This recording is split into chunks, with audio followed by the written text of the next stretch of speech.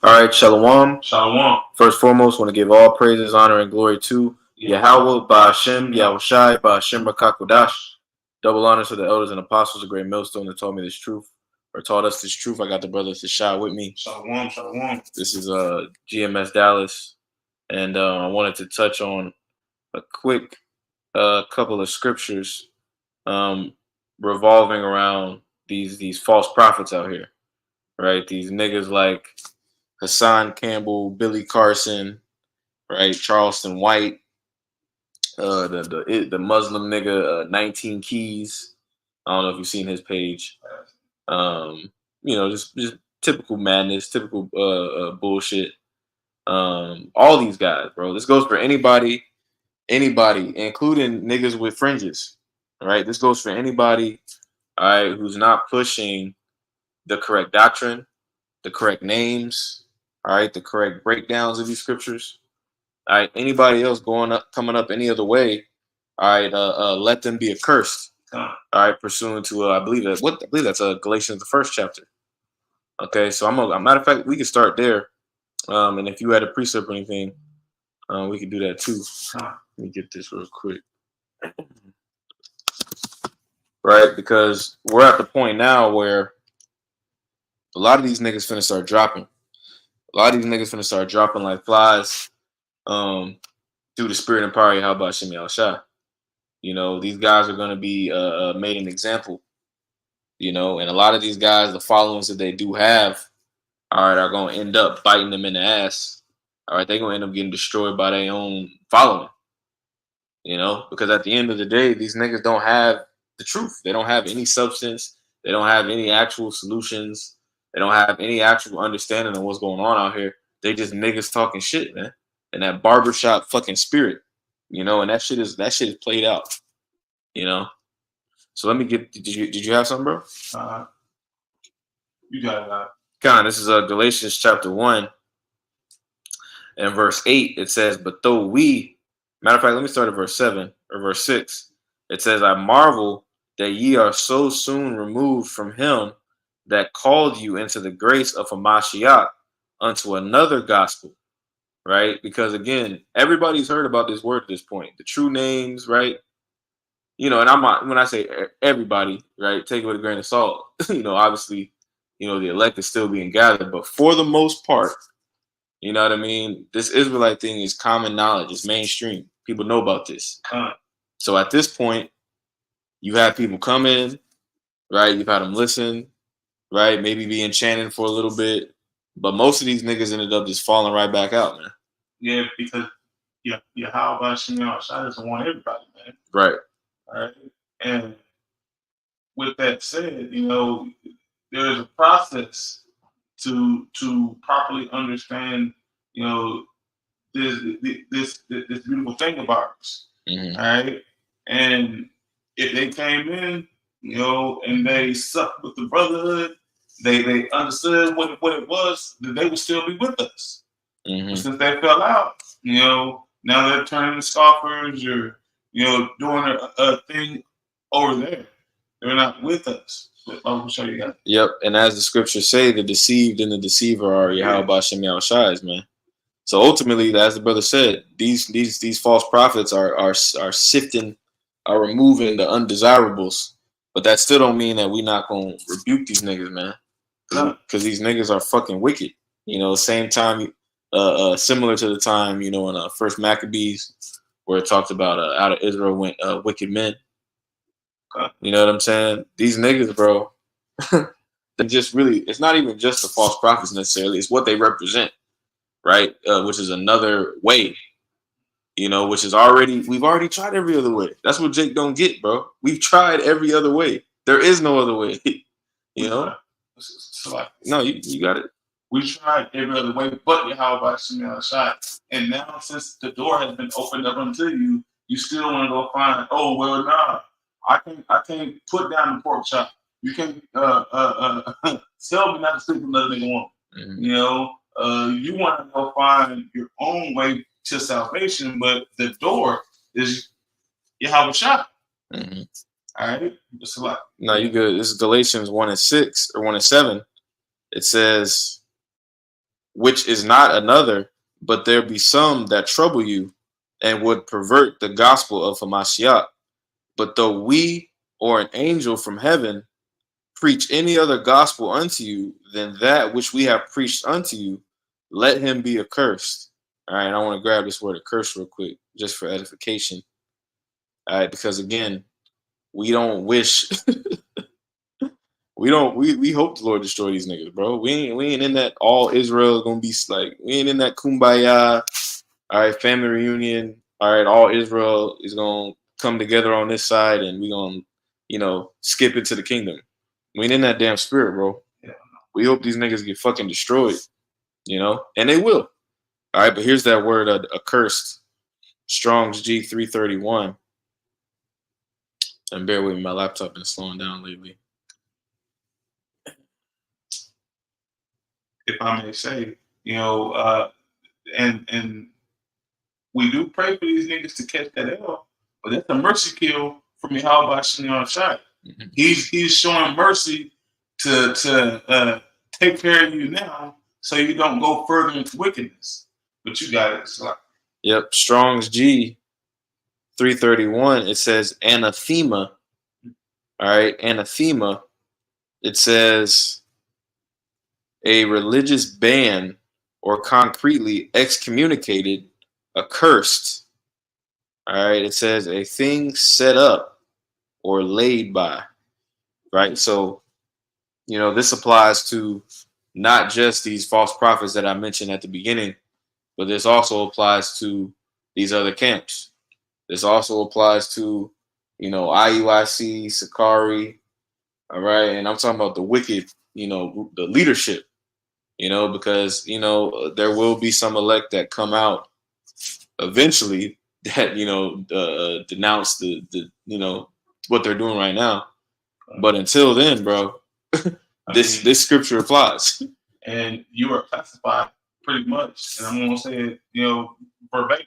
You're classified as a nigga until you separate yourself from the said party that you're with. Mm-hmm. Because Yahweh Shem Shai will pardon the elect. All right, pardon, to wash away sins. All right, of the elect.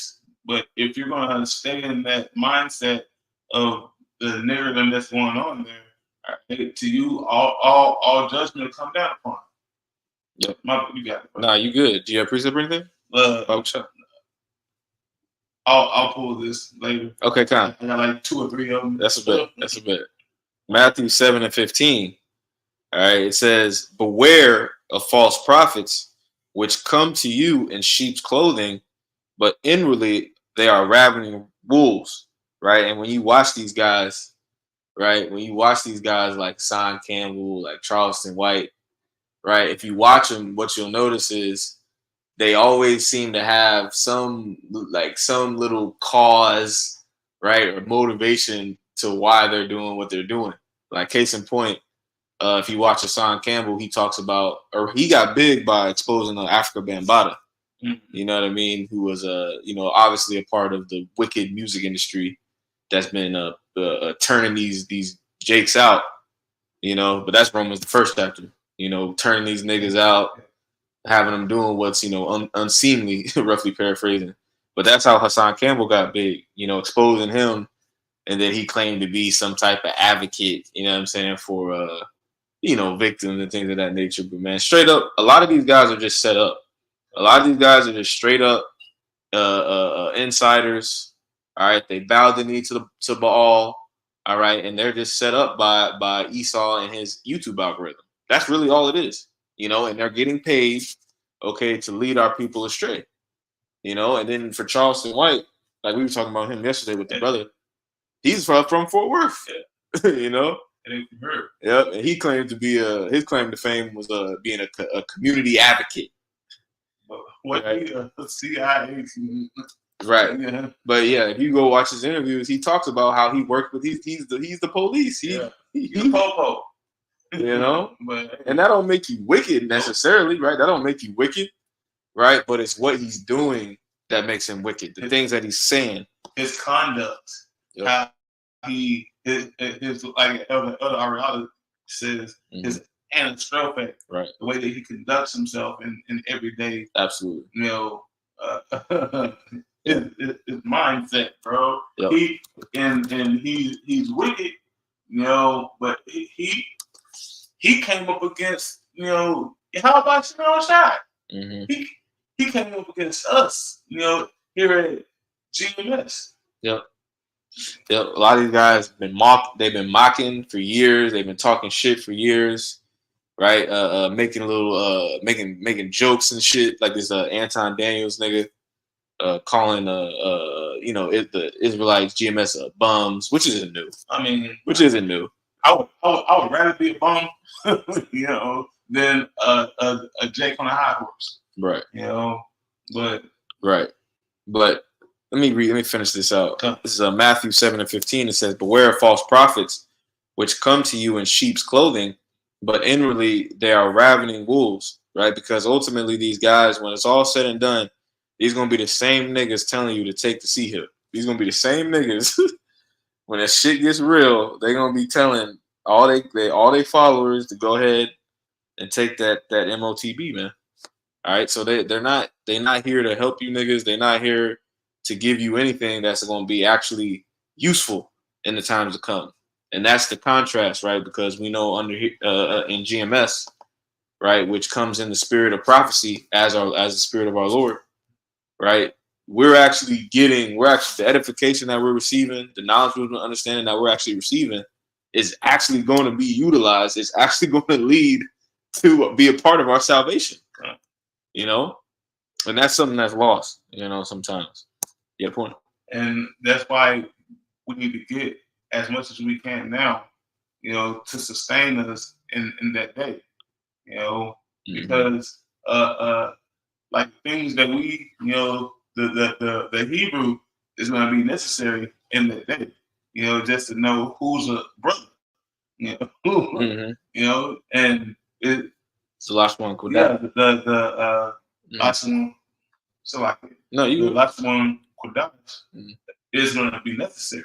Okay, you know, being prayed up, you know, in the last one, Kodash, because as it says in that Sirach 1, you know, or the prologue of Sirach, you know, in the Hebrew, it's more strength and power, you know, to pray to Yahweh Shemir Shai for the salvation. All right, but like these, you know, 2/3 niggas, you know, that we're talking about, you know, they don't want Israel to wake up. They don't want them to come back to the proper understanding of Yahweh Shemir Shai. They want to keep them divided so they can make money. Okay. Just like it said in Judah, you know, chapter 5, verse 20, I believe, where they told him that the nation has to be going against their power. You know, loosely paraphrase. Khan, did you want me to get that? Bible shot. What verses you 5 and 20. Judas chapter 5 and verse 20, it says, "Now therefore, my Lord and Governor, if there be any error against this people, and they sin against their power, let us consider that this shall be their ruin, and let us go up, and we shall overcome them." See, if the nation turns against Yahweh Shemel Shai, you know, they'll be vulnerable, all right, and they can be taken down. They can still be in this lackadaisical mindset. These 2/3 niggas are still going to make their money, and that and even more. Yep. You know, off the backs of our nation. You know, if I may, Esau is banking on you niggas remaining niggas, bro, remaining worldly, so-called, you know, black people, so-called African Americans. They're banking on you niggas staying like that. And these false prophets, these niggas that they push to the forefront, that's their job, to keep you in that mentality. Just add on to your point. Yeah. You know, not to go too far into it, it's like that Trump 2025. You know, it's the same thing. You know, they want niggas to stay niggas so they can be malleable.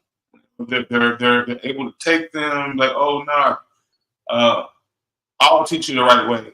Mm-hmm. You don't have to look it up yourself. It's okay. We have it over here. Yep. You know, I got a precept. Shot. This is First Maccabees 1:11. It says, "In those days went there out of Israel wicked men who persuaded many." Right, and persuaded many. Key word right there. What are these guys called in today's terms? Influencers. Yep. You got these niggas propped up, right? Selected behind the scenes. All right, and then that's the spirit too. Because I remember Sha'ar was here yesterday, and he mentioned the influencer parties, in Hollywood, right, where all these guys that are big on YouTube, big on Twitter, big on these platforms, they all get together behind the scenes, man, and they know each other, popping each other and shit, you know, popping each other's wives, all type of madness, and we don't even know the true extent. We'll know everything in the kingdom, Lord's will, Lord's will, But let me finish this out. This is First Maccabees 1:11. It says, "In those days went there out of Israel wicked men who persuaded many, saying, Let us go and make a covenant with the heathen that are round about us. For since we depart from them, we have had much sorrow." Right? And it's the same sentiment we see now with these guys. They might put a nice little cute presentation on it, like Billy Carson, right? He gonna bring out all this information that sounds cool and sounds deep. The emeralds, right? But at the end of the day, he just wants you to keep being a nigga in Babylon. Yeah, and buy this book. Yep, and buy a book. And actually, that's the spirit that I had a precept that links up with what you just said. Ecclesiastes 5. 5. Yeah. 12 or 13. Man. Salaki, bear with me. My laptop is bugging, but we're about to pull it up. This is Ecclesiastes chapter 5. All right. Because at the end of the day, man, the scriptures talk about the simplicity of Mashiach. This shit, the truth is actually very simple and plain when you really get down to it. They don't need a lot of, dressing up and, big words. And Apostle Paul talked about that. It doesn't need it, But this is Ecclesiastes chapter 5. And where was that at? Verse. I wanted to read this. Ecclesiastes chapter 5 and verse 7. I don't know if the mini books thing is in here, but this is I'll find that afterwards. Ecclesiastes 5 and 7, it says, "For in the multitude of dreams and many words, there are also diverse vanities.